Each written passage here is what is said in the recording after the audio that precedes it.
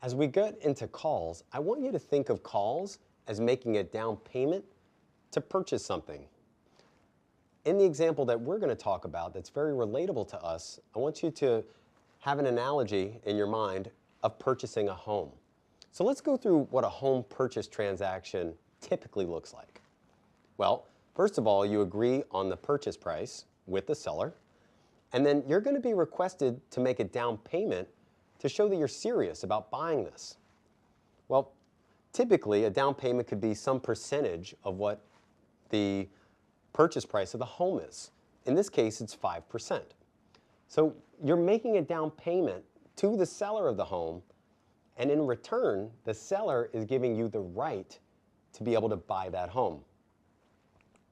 So let's look at a transaction of what buying a house might look like.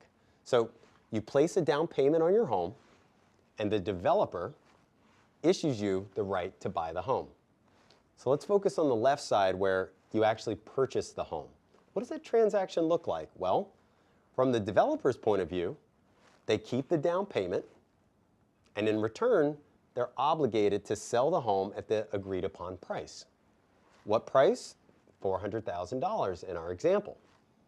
You, the buyer, pay your down payment, and in return, you receive that right to buy the home.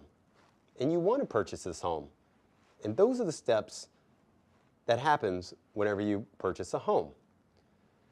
When you don't purchase a home, what happens?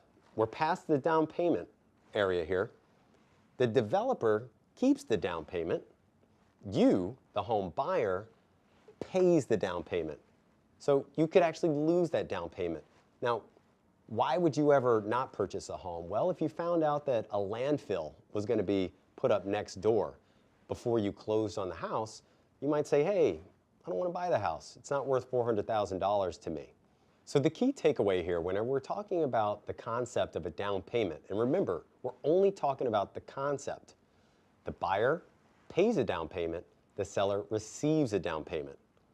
The buyer is getting the right to potentially buy something, where the seller has the obligation to potentially sell something.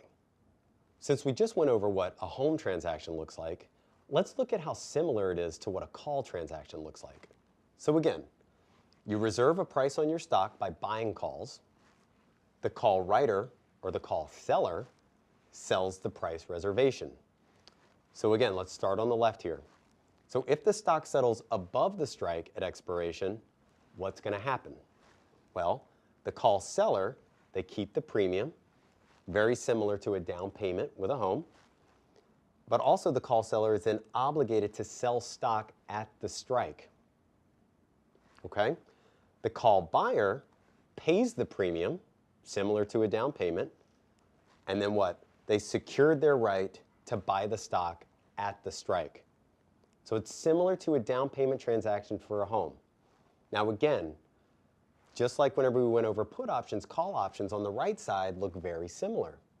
So let's go through that transaction. If the stock does not settle above the strike at expiration, what happens to the call seller? Well, they keep the premium and go about their day. They have no obligation to sell stock. The call buyer, you, just pay a premium. And so that's your risk. So now it's similar on the right side of the screen that if you're putting a down payment on a home and you don't want to complete the transaction or something changes not to your liking, you can then walk away and all your risk is just the premium that's spent.